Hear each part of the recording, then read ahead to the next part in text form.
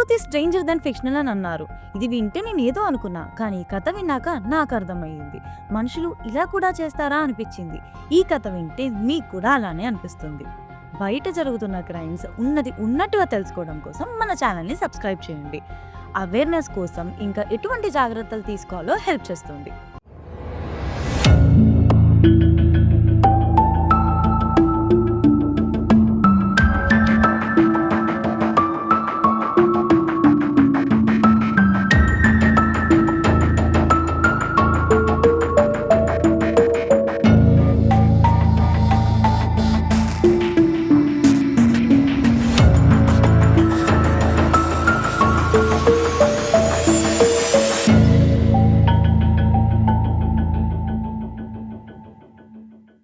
ఈ స్టోరీ గుజరాత్లో అహ్మదాబాద్లో నివసిస్తున్న ఒక పటేల్ ఫ్యామిలీ గురించి. ఫస్ట్ క్యారెక్టర్స్ గురించి డిస్కస్ చేద్దాం. నరేంద్ర పటేల్ ఇంకా Madhu Patel wife and husband. వాళ్ళకి 2 పిల్లలు, జిగర్ పటేల్ ఇంకా కిన్నరి పటేల్. నరేంద్ర బేసిక్గా ఒక బిజినెస్ మ్యాన్. అహ్మదాబాద్లో అతనికి ఐరన్ అండ్ స్టీల్ బిజినెస్ అయితే ఉంది. జిగర్ పటేల్ వాళ్ళ కొడుకు స్టడీస్ అయిపోయాక వాళ్ళ నాన్న బిజినెస్లో హెల్పింగ్ హ్యాండ్గా ఉంటూ బిజినెస్ని ముందుకు తీసుకెళ్లడంలో ఇంపార్టెంట్ రోల్ అయితే ప్లే చేస్తున్నాడు. వాళ్ళ కూతురు చాలా బాగా చదువుకుంది. She a dentist and working in a hospital. And వాళ్ళ అన్నయ్య జిగర్ పటేల్కి భూమి పటేల్ అనే ఒక అమ్మాయితో వివాహం జరిగింది. And she also a dentist. వాళ్ళిద్దరికి ఒక చిన్న పాప ఉంది, నేమ్డ్ యాస్ మహి పటేల్. ఈ ఫ్యామిలీ ఎటువంటి లోటు లేకుండా హ్యాపీగా జీవిస్తున్న టైంలో జిగర్కి సడన్ గా ఆరోగ్యం దెబ్బతినడం మొదలయ్యింది. గొంతు నొప్పి, చూపు మందగించడం, తలనొప్పి, కడుపు నొప్పి, ఇలా చిన్న చిన్న హెల్త్ ఇష్యూస్తో తన హెల్త్ చాలా ఎఫెక్ట్ అయ్యింది. వాళ్ళ పేరెంట్స్ అహ్మదాబాద్లో ఉన్న ఒక హాస్పిటల్కి తీసుకెళ్లారు. డాక్టర్స్ చెక్ చేసి టెస్ట్ రిపోర్ట్స్ చూసిన తర్వాత అంతా నార్మల్గా ఉంది అని చెప్పారు. జిగర్ బేసిక్గా హెల్తీగా ఉండేవాడు. సడన్ గా ఈ మధ్య తన హెల్త్ ఇలా ఎఫెక్ట్ అవ్వడం మొదలయ్యింది. డాక్టర్స్ కొన్ని మెడిసిన్స్ రాసి కంగారు పడాల్సిన అవసరం లేదు, హిల్ గెట్ వెల్ సూన్ అని చెప్పారు. టైం గడుస్తున్న కొద్దీ జిగర్ ఆరోగ్యంపై ఈ మెడిసిన్స్ ఏ మాత్రం ప్రభావం చూపించలేకపోయాయి. డేస్ గడుస్తున్న కొద్దీ జిగర్ హెల్త్ ఇంకా వీక్ అయిపోయింది. ఎప్పుడు నీరసంగా ఉండేవాడు. అందుకని బాటిల్లో గ్లూకోజ్ కలుపుకొని తరచుగా తీసుకునేవాడు. ఫుడ్ తినాలి అన్న ఆసక్తి కూడా ఉండేది కాదు. అండ్ ఈ సిచ్యువేషన్ చూసిన వాళ్ళ పేరెంట్స్ చాలా బాధపడేవాళ్ళు. ఒక డాక్టర్ దగ్గర వెళ్ళి అక్కడ తగ్గకపోతే ఇంకో డాక్టర్ దగ్గరికి, అక్కడ తగ్గకపోతే ఇంకో డాక్టర్ దగ్గరికి, అలా అహ్మదాబాద్లో ఉన్న అతిపెద్ద కార్పొరేట్ హాస్పిటల్స్ అన్నిట్లో ట్రీట్మెంట్ అయితే ఇప్పించారు. డాక్టర్స్ అతని సమస్య ఏంటో తెలుసుకోగలుగుతున్నారు, కానీ అది ఏం జబ్బు అని డయాగ్నోస్ చేయలేకపోతున్నారు. డాక్టర్స్ ఇచ్చిన మందులు ఏ మాత్రం పని చేయట్లేదు. అండ్ ఇలా చూస్తూ 8 months గడిచిపోయాయి. జిగర్ హెల్త్ మరింత క్షీణించింది. తన కంటి చూపు కూడా చాలా మందగించింది. 2019 May 4th జిగర్ తన ఫ్యామిలీ మెంబర్స్ తో వాళ్ళ పెద్దనాన్న ఇంటికి వెళ్లారు, అంటే నరేంద్ర వాళ్ళ అన్నయ్య ఇంటికి. అక్కడికి వెళ్ళిన తర్వాత వాళ్ళ కులదేవత పూజ చేస్తే తన ఆరోగ్యం మరింత బెటర్ అవుతుందని వాళ్ళ ఫ్యామిలీ మెంబర్స్ భావించారు. So the very next day early morning May 5th వాళ్ళ ఫ్యామిలీ మెంబర్స్ రెడీ అయి పూజకి వెళ్తుండగా జిగర్కి సడన్ గా కడుపు నొప్పి స్టార్ట్ అయ్యింది. వాళ్ళ సిస్టర్ తన దగ్గర ఉన్న ఒక టాబ్లెట్ ఇచ్చి ఇది వేసుకుంటే తక్కువ అవ్వచ్చేమో అని చెప్పింది. కానీ జిగర్ ఆ టాబ్లెట్ వేసుకోకుండా తనని అర్జెంటుగా హాస్పిటల్కి తీసుకెళ్ళాలి అని చెప్పాడు. కానీ తను హాస్పిటల్కి వెళ్ళే సిచ్యువేషన్లో కూడా లేడు.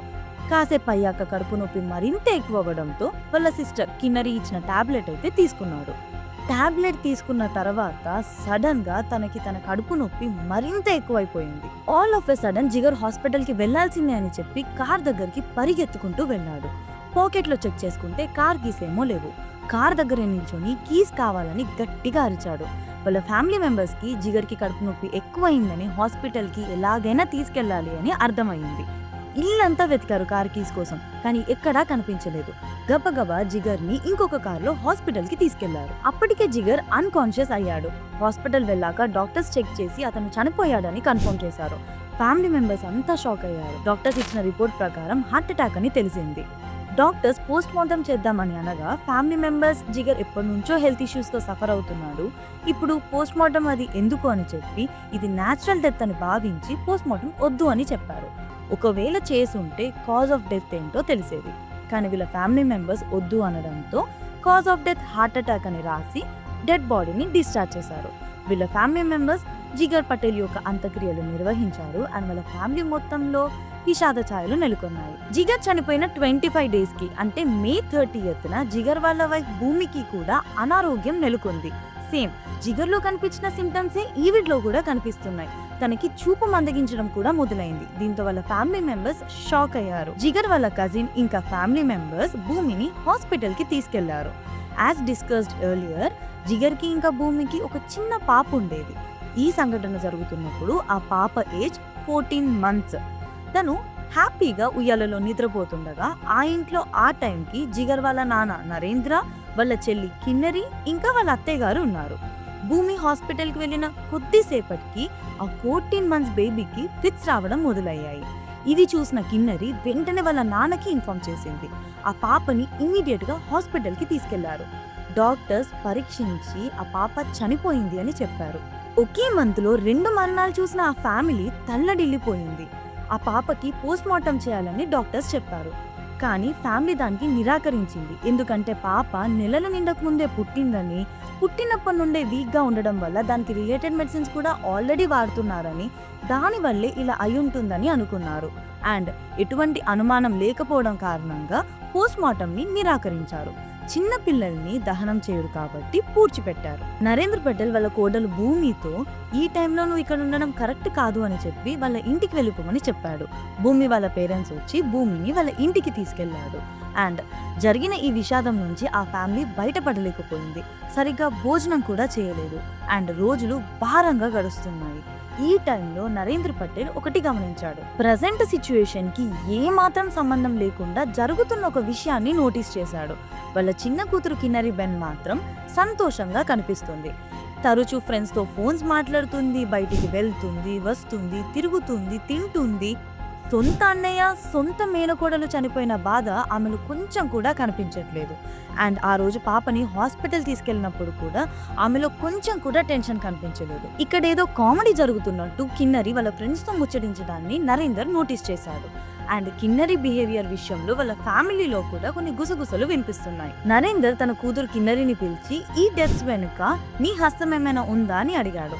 దానికి మోస్ట్ అన్ఎక్స్పెక్టెడ్లీ తను నవ్వుతూ, మీరు కరెక్ట్ గా గెస్ చేశారు నాన్న, అన్నయ్యని మీనకోడల్ని చంపింది నేనే, వదినను కూడా చంపుదాం అనుకుంటే మీరేమో తనని పుట్టింటికి పంపించారు, దీంతో తను తప్పించుకుందని చెప్పింది.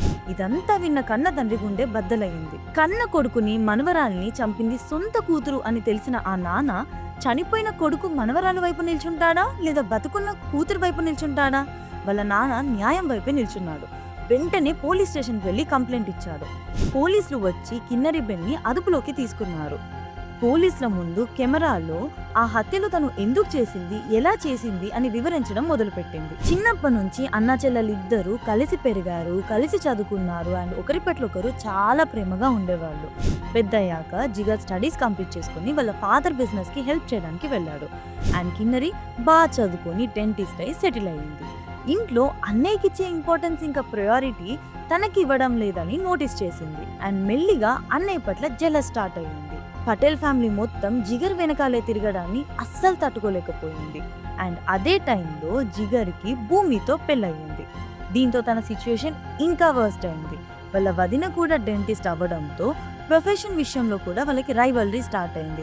అప్పుడప్పుడు ఇంట్లో వదినతో గొడవ కూడా పడేది. అన్నయ్య వదిన పట్ల ఈర్ష్య పెరుగుతున్న టైంలో వీళ్ళిద్దరికి ఒక పాప పుట్టింది. ఆ పాప పట్ల కూడా తనకి ఈర్ష్య పెరిగింది. ఎందుకంటే ఇంటికి వచ్చిన ప్రతి ఒక్కరు వీళ్ళ ముగ్గురు గురించి అడిగేవాళ్ళు, కానీ కిన్నరి గురించి ఎవ్వరూ అడగరు. దీంతో తన బ్రతుకు రెంటికి చెడ్డ రేవడైంది. అప్పుడప్పుడు వదినతో ఇంట్లో గొడవలు కూడా మొదలయ్యాయి. వాళ్ళ తండ్రి దగ్గర కోట్ల ఆస్తి ఉంది. వాళ్ళిద్దరిని చంపడానికి ఇది కూడా ఒక రీజన్. అన్న వదినలిద్దరిని చంపేస్తే తనకు ఏ అడ్డు ఉండదని, తనే ఏకైక వారసురాలవుతుందని భావించింది. అండ్ చచ్చినట్లు ఇంటికొచ్చిన ప్రతి ఒక్కరూ తనకి రెస్పెక్ట్ ఇస్తారని తప్పుగా అర్థం చేసుకుంది. తను డెంటిస్ట్ అవ్వడంతో తనకి కెమికల్స్ పట్ల నాలెడ్జ్ అయితే ఉంది. నెట్లో కెమికల్ కాంబినేషన్స్ గురించి రీసెర్చ్ చేయడం స్టార్ట్ చేసింది. ఈ రీసెర్చ్ భాగంగా స్లో పాయిజన్ అంటే ఏంటి, ఫాస్ట్ పాయిజన్ అంటే ఏంటి అని తెలుసుకుంది. అండ్ ఫైనల్లీ స్లో పాయిజన్తో వీళ్ళని చంపాలని డిసైడ్ అయింది. ఎందుకంటే సడన్ గా చనిపోతే డౌట్ వస్తుంది కాబట్టి. నెట్ లో సర్చ్ చేసి ఒక స్లో పాయిజన్ ని సెలెక్ట్ చేసుకుంది.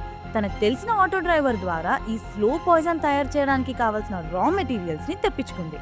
ఆ డ్రైవర్ కి ఏం తెలుసు ఇది స్లో పాయిజన్ అని, దీంతో మనుషుల్ని చంపుతారు అని. ఇద్దరు ఒకటేసారి చనిపోతే డౌట్ వస్తుంది కాబట్టి ఫస్ట్ వాళ్ళ అన్నయ్య మీదనే ఎక్స్పెరిమెంట్ స్టార్ట్ చేసింది. వాళ్ళ అన్నయ్య రోజు పని ముగించుకొని ఇంటికి ఏ టైం వస్తాడో యాజ్ అ ఫ్యామిలీ మెంబర్ గా ఆబ్వియస్ గా తనకి తెలుసు. వాళ్ళ అన్నయ్య ఇంటికి రాకన్నా ఒక గంట ముందే తన పని కంప్లీట్ చేసుకొని ఇంటికి వచ్చి వాళ్ళ అన్నయ్య కోసం వెయిట్ చేసేది. వాళ్ళ అన్నయ్య ఇంటికి రాగానే తన చేతులతో వాటర్ ఇచ్చేది. బేసిక్గా ఆ వాటర్లో తను స్లో పాయిజన్ కలిపి దాన్ని బాయిల్ చేసి చల్లార్చి రెడీగా ఉంచేది. వాళ్ళ అన్నయ్య రాగానే ఇచ్చేది. అండ్ ఈ స్లో పాయిజన్ పని చేయడం స్టార్ట్ చేసింది. తన హెల్త్ క్షీణించడం మొదలయ్యింది. డాక్టర్స్ ఇచ్చిన మెడిసిన్స్ వల్ల కూడా ఏ ఉపయోగం లేకపోయేసరికి, నీరసం ఎక్కువ అయ్యేసరికి ఇంట్లోనే గ్లూకోజ్ వాటర్ తాగడం అలవాటు చేసుకున్నాడు. అండ్ కిన్నరి ఆ గ్లూకోజ్ వాటర్లో కూడా స్లో పాయిజన్ కలిపి ఇచ్చేది. ఈ వాటర్ తాగుతున్న జిగర్ హెల్త్ మరింత క్షీణించడం మొదలైంది. March 2019 Kinnari first time potassium cyanide ని కొనుక్కొచ్చింది. ఇది ఆర్డినరీ పీపుల్ కి దొరకడం అంత ఈజీ కానే కాదు. నగలు తయారు చేసే వాళ్ళ దగ్గర పొటాషియం సైనైడ్ ఉంటుంది. ఎందుకంటే బంగారానికి మెరుగులు దిద్దడానికి దీన్ని యూజ్ చేస్తారు. అండ్ తిను డెంటల్ డాక్టర్ అవ్వడం వల్ల ఏది ఎక్కడ దొరుకుతుందో బాగా తెలుసు. అవసరం కోసం ఒక నగలు తయారు చేసే వ్యక్తితో పరిచయం పెంచుకొని ఫ్రెండ్షిప్ చేసింది. ఒకరోజు హాస్పిటల్లో ఒక పేషెంట్కి బంగారు దంతం ఫిక్స్ చేయడానికి పొటాషియం సైనైడ్ కావాలని అతన్ని కన్విన్స్ చేసింది. ఎంత కన్విన్స్ చేసినా ఒక దంతాన్ని ఫిక్స్ చేయడానికి ఎంతైతే కావాలో అంతే అతను ఇచ్చాడు. దీంతో ఇంకో నగల వ్యాపారితో ఫ్రెండ్షిప్ స్టార్ట్ చేసింది. ఇలా ఒక 4 to 5 ప్లేసెస్ నుంచి పొటాషియం సైనైడ్ ని సంపాదించింది. మే 5న వాళ్ళ అన్నయ్య కడుపు నొప్పితో బాధపడుతున్నప్పుడు తన దగ్గరున్న హై డోసేజ్ టాబ్లెట్ ని వేసుకోమని ఇచ్చింది. వాళ్ళ అన్నయ్య వద్దు అనడంతో బలవంతంగా తన నోట్లో ఆ టాబ్లెట్ వేసి సైనైడ్ కలిపిన వాటర్ ని తాగడానికి ఇచ్చింది. దీంతో కడుపు నొప్పి సివియర్ అయ్యి హాస్పిటల్ వెళ్ళడానికి తన అన్నయ్య కారు వైపు పరిగెత్తాడు. ఎవ్వరికీ కనిపించకుండా ఆ కీస్ ని దాపెట్టింది. దీంతో హాస్పిటల్ వెళ్ళడం లేట్ అయ్యింది. అండ్ దీనివల్లే తను ఆన్ ద వేనే చనిపోయాడు. అండ్ ఎవరికి కనిపించకుండా ఆ కీస్ ని బయటికి విసిరేసింది. వాళ్ళ అన్నయ్య చనిపోయిన తర్వాత వాళ్ళ వదినకి హెల్త్ బాలేని టైంలో ఈ గ్లూకోజ్ వాటర్ ని ఇవ్వడం స్టార్ట్ చేసింది. 4-5 సార్లు తాగిన తర్వాత వాళ్ళ వదినకి ఆరోగ్యం క్షీణించడం మొదలయ్యింది. భూమి హాస్పిటల్కి వెళ్ళిన తర్వాత ఇంట్లో ఉన్న కిన్నరికి అన్నయ్య ఎలాగో చనిపోయాడు అండ్ వదిన చనిపోబోతుంది. ఈ పాప బ్రతికే ఉంటే దీనికి కూడా ఆస్తిలో వాటా ఇవ్వాల్సి వస్తుంది అని అనుకొని తన చేతిలో ఉన్న సైనైడ్ టాబ్లెట్ ని 14 months బేబీ నోట్లో వేసింది. దీనివల్ల ఆ పాప చావుకు కూడా తను కారణమైంది. ఇదంతా విన్న పోలీసులు ఆ పాప బాడీని వెలికి తీసి పోస్ట్మార్టం కోసం హాస్పిటల్కి పంపించారు. అండ్ కిన్నరి ఇంటికి వెళ్ళి సోదా చేస్తే పొటాషియం సైనైడ్ క్యాప్సూల్స్ అయితే కనిపించాయి. అండ్ తన ల్యాప్టాప్ని స్వాధీనం కూడా చేసుకున్నారు. పాయిజన్ కోసం తను చేసిన సర్చ్ని మొత్తం కలెక్ట్ చేసి కోర్టులో సబ్మిట్ చేశారు. అండ్ ఆఫ్టర్ 4 years ఏప్రిల్ 2022లో కోర్టు తనకి జీవిత ఖైదుని విధించింది. అండ్ దాంతో తను హైకోర్టుకి అప్పీల్ చేసింది. అందుకేనేమో ఈర్ష్యకి తన మన పర భేదాలు ఉండవు అని అంటారు.